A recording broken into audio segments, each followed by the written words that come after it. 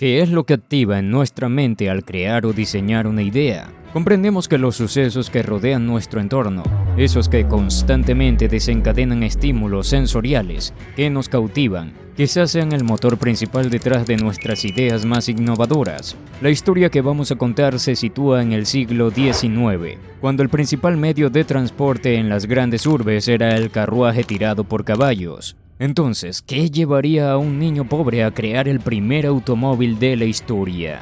A pesar de la presencia de otros medios de transporte como trenes y barcos destinados principalmente a trayectos largos, los carruajes de tracción por sangre predominaban como medio de locomoción. A pesar de los pronósticos desfavorables, los contextos adversos y las críticas recibidas, Benz logró materializar su sueño al inventar el primer automóvil patentado en la historia de la humanidad, que motivó a el joven alemán, sumido en la pobreza, a fundar una empresa que cambiaría la historia. ¿Quién fue la persona fundamental para que Carl no abandonara esta idea revolucionaria? En este episodio nos deleitaremos con la historia del genio detrás de la primera patente de automóvil en el mundo. ¿Fue realmente así? ¿O hubo otros ingenieros detrás de esta monumental invención? Ahora, el dato escalofriante. ¿Acaso la empresa Mercedes-Benz transportó y colaboró con el dictador más sanguinario de todos los tiempos? Benz nació en la localidad de Mühlberg en 1844, en el suroeste de Alemania. Su familia era de clase baja, ya que su padre era conductor de locomotoras y a duras penas conseguía mantener a su familia. Cuando Carl tenía la edad de 2 años, su padre falleció dejando a la madre la responsabilidad de afrontar la crianza y el bienestar de su familia. Rápidamente la madre de Carl se convirtió en una heroína, y si bien fueron tiempos duros, su madre consideró que la educación de su hijo era la gran prioridad. Por ello hizo todo lo que estaba a su alcance para que el pequeño fuese a la escuela y tenga las esperanzas de un mejor futuro. El pequeño Carl, en la escuela, ya mostraba grandes talentos para la química, la física y las matemáticas, y como seguramente estaba en su ADN, siguió los pasos de su padre y se graduó de ingeniero a una edad muy temprana. Su brillantez era indiscutible. En la Universidad de Karlsruhe, conoce tal vez al primer hombre más influyente de su vida, el maestro Ferdinand Rickenbacher. Este era un visionario y consideraba que las máquinas de vapor que se utilizaban en barcos y locomotoras en aquellos tiempos quedarían rápidamente obsoletas. Antes del genial golpe maestro de Carl, se realizaron numerosos intentos fallidos para crear el primer automóvil, sin obtener los resultados esperados. Además, seguían utilizando la tecnología del vapor. Carl era un apasionado por las bicicletas y convencido de que podría crear un carruaje autopropulsado sin utilizar el vapor. Fundó su propia empresa a la edad de 27 años. Allí se asoció con August Reiter y juntos comenzaron a darle forma a la gran idea de Carl. Lamentablemente, esta sociedad no permaneció mucho tiempo, ya que las intenciones dudosas de su socio llevaron a la empresa a disolverse. ¿Recuerdas que los contextos nos influyen? Bien, porque algo asombroso sucedió en la vida de Carl luego de que su empresa quebrara. Inmediatamente conoce a la que más adelante sería su esposa, Berta Ranger. Solo una persona estuvo a mi lado durante esos momentos en que me dirigía hacia el abismo. Esa fue mi esposa, fue su coraje lo que me permitió encontrar una nueva esperanza, expresó Carl sobre su amor. Muchos conocen a Berta como la pionera del automóvil. De hecho, la historia dice que fue la primera persona del mundo en conducir uno. Pero, ¿existirían los autos si no fuera por Berta? Tranquilos, ya llegaremos a ello. Berta era una mujer única, atípica, totalmente alejada de las estructuras y convencionalismos de aquellos tiempos. Estudió mecánica y trabajó duro en el taller de su padre. Con su gran dinero ahorrado, luego lo invertiría en la majestuosa idea de quién sería su prometido, Benz. Berta no podía concebir ver a su esposo triste y mucho menos que una idea tan revolucionaria no se llevara a cabo. Berta, de buen pesar económico y fuerte determinación, compra las acciones de Reiter y juntos, como socios, toman el control absoluto de la empresa en Mannheim. Aunque bueno, en los papeles oficiales el dueño de la empresa era Carl, ya que en esas épocas no se le permitía a una mujer dirigir su propio negocio. Su pasión por las bicicletas permitieron que conociera a Max Rose y a Wilhelm Friedrich. con quienes comenzó a trabajar en un taller de reparación de bicicletas, y con el tiempo, esta empresa daría lugar a Benz & Cie. Con una planta de 25 empleados y ganancias en constante aumento, Carl adquiere experiencia y comienza a desarrollar en su mente el vehículo que lo impulsaría a la eternidad.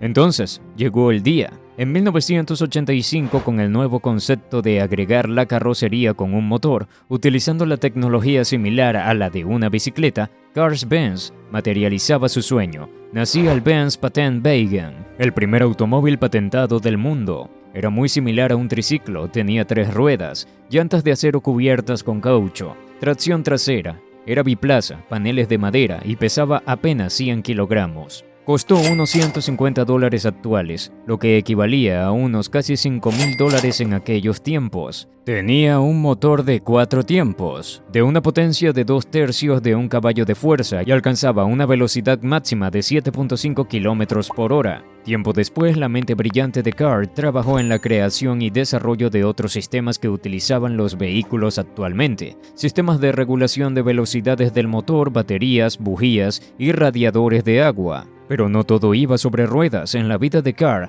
luego de su impresionante e innovador invento. La gente no parecía del todo interesada en esta creación. Tal vez la mentalidad, la estructura y el contexto de la época no le permitían a las personas ver la genialidad de Carl a gran escala. La presentación del innovador invento fue el 3 de julio de 1886, gracias a la insistencia de su esposa Bertha. Al año siguiente se produjeron más automóviles que se exhibieron en las calles de la ciudad, pero las críticas fueron abrumadoras. Que era ruidoso, que se necesitaba un mecánico permanentemente y que no era más veloz que un caballo. Incluso le pedían que alejara su endemoniado invento fuera de las calles por temor a que explotara. Aún así, Carl dobló la apuesta y construyó más automóviles mientras seguía perfeccionando su invento con la ayuda de su esposa Bertha. Como si fuera poco, los costes de producción seguían elevándose y por lo tanto los bancos presionan para que su empresa sea transformada en una sociedad anónima, asociándose con otros inversores. Entonces, las acciones de Benz caían al sótano y sus ingresos se reducían cada vez más. Inevitablemente, el famoso inventor, ya cansado de los agravios, toma la peor decisión. Decide abandonarlo todo. Su sueño, su invento, su empresa y todos sus proyectos. Benz se daba por vencido. Vamos a Pforzheim a ver a la abuela. Fue la nota que dejó Bertha a su marido.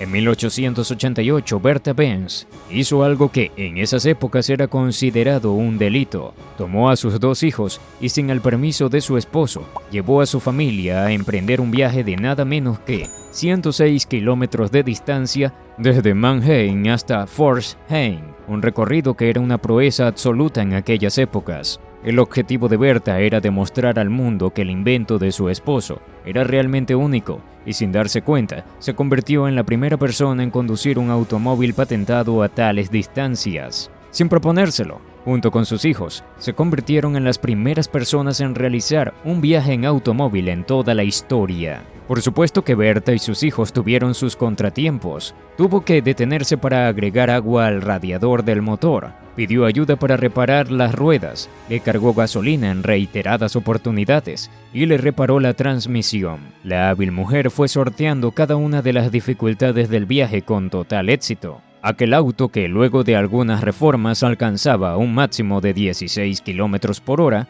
los depositó sanos y salvos en su destino a Bertha y a sus 2 hijos, luego de 12 horas en la casa de su abuela, tal como lo decía la nota. En toda historia siempre hay un héroe, y en nuestro caso una heroína, ya que la esposa de nuestro protagonista fue quien cambió la historia para siempre aquella mañana de verano de 1888. El impacto que generó esta proeza por parte de Bertha logró demostrar a la sociedad alemana que el automóvil había llegado para quedarse.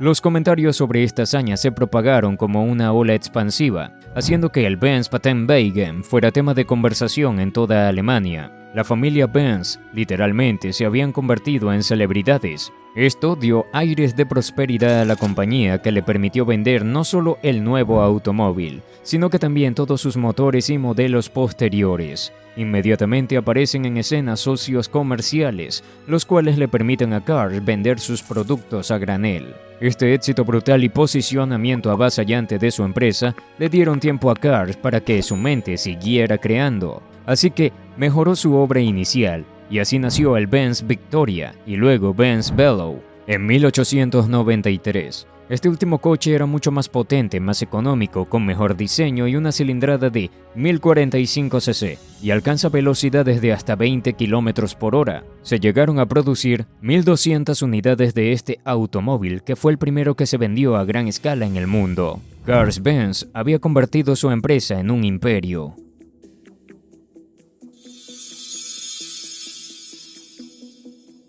Una amenaza comercial se avecinaba con fuerza sobre la empresa de Cars-Benz. A pesar del éxito logrado, los inversores presionaban para mejorar sus ventas, ya que otra empresa no muy lejos de allí, la Daimler Motoren Gesellschaft, era un férreo adversario para su futuro comercial. Sus dueños eran dos ingenieros brillantes, Gottlieb Daimler y Wilhelm Maybach. Estas empresas marcaron una rivalidad aguerrida. En la década de 1890 y 1900, Daimler y su socio Maybach al mando lograron éxitos con rotundo con sus productos desde 1892, pero no fue hasta 1897 donde crearon el Daimler Phoenix, que destacó por su motor delantero y ser un vehículo más atractivo para el público. Cuando Daimler muere en 1900 parecía que Cars iba a tener un respiro, pero fue precisamente allí donde la empresa Daimler Motoren Gesellschaft le presentaría al mundo su mayor e innovador logro, el Mercedes de 35 caballos de fuerza, con un motor frontal de gasolina, chasis de acero más ancho, más confortable, y venía con la innovación de poseer el centro de gravedad más cerca del suelo para evitar vuelcos. Un éxito rotundo. Era un auto pensado para carreras que alcanzaba la asombrosa cifra de 90 km por hora y ganó innumerables premios. Estas velocidades eran una absoluta locura en esas épocas. Este automóvil era especial porque era el más parecido a nuestros autos actuales. Para sumar aún más misterio, un poderoso hombre de negocios entra en escena, Emil Jelinek. Emil fue quien propone que se cree este auto exclusivo para competiciones, al cual posteriormente fue quien bautizaría al auto con su famoso nombre a nivel mundial en honor a su hija, Mercedes. A partir de allí, todos los productos e insumos de la empresa Daimler Motoren Gesellschaft pasarían a llamarse simplemente Mercedes. Frente a la competencia de vehículos innovadores y las presiones de los socios comerciales, la empresa de Cars-Benz se ve obligada a tomar decisiones desesperadas que contradicen sus principios. Contrataron diseñadores franceses para enfrentar los desafíos, pero los resultados eran catastróficos. Cars, inicialmente escéptico sobre la competición y las altas velocidades, abandona temporalmente la empresa pero permanece como director. Sin embargo, más tarde cambia de opinión y regresa al mercado con determinación para enfrentar la feroz competencia. Esta decisión, contraria a sus principios, resulta ser crucial para salvar su imperio de la amenaza de un poderoso rival. En 1908, Cars crea un vehículo potente de 120 caballos de fuerza capaz de superar los 80 km por hora, pero su mayor logro llega con el Blitz-Benz en 1909, equipado con un motor de 4 cilindros de 21.5 litros y 200 caballos de fuerza, batiendo un récord mundial al alcanzar los 225 km por hora. Esta impresionante hazaña posiciona nuevamente a Cars en las primeras planas. Solo se construyeron 6 unidades del Blitz-Benz. Hoy forman parte del Museo de Mercedes-Benz. El récord mundial con este poderoso auto lo alcanzó el piloto francés Victor Emery, cuando llegó a la escalofriante cifra de 202.7 km por hora. Eran buenos tiempos para ambas empresas, ya que obtenían ganancias astronómicas con sus atrevidos diseños. Sin embargo, en julio de 1914, cuando estallaba la Primera Guerra Mundial, dejaría a las empresas al borde del colapso. Con la caída de Alemania y el Tratado de Versalles en 1919, ambas empresas estaban a punto de la desaparición. Ambas compañías deciden deciden unirse en 1926, creando la icónica marca Mercedes-Benz y su famoso logotipo con una estrella de 3 puntas que simboliza la supremacía, aire, tierra y mar. Además, contratan a Ferdinand Porsche, conocido por sus creaciones como el BMW Escarabajo y el Mercedes-Benz SSK, quien más tarde fundaría una renombrada empresa automotriz junto a su hijo Ferry. A pesar de ver éxito de su sueño y al crecimiento imponente de su imperio, Carr falleció poco después de la fusión en 1929 a la edad de 84 años.